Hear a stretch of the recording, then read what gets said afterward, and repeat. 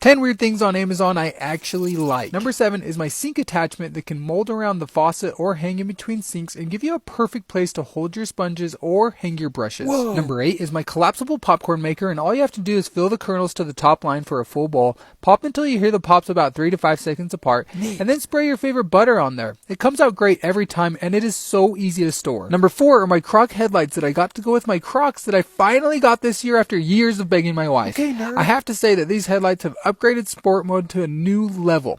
Walks with the dog or even night running is perfect with these. Okay. Number 2 are my food huggers that create an airtight seal around anything you can fit in them. Perfect for a lot of things, and more specifically things that just don't already have lids. Yeah, that makes sense. Number 6 is my thaw claw that helps you thaw out meat when you forget and need to thaw your meat in some water. It keeps the meat submerged no matter what, so now your meat is thawed. Nice. Number 5 is my Wally grip, which is the best phone wallet I've ever seen. It's mag safe and super strong, so it's not coming off, and it also has an NFC chip that you can use to share info with other people just by tapping their phone. Okay, thanks for watching. Love you. Bye.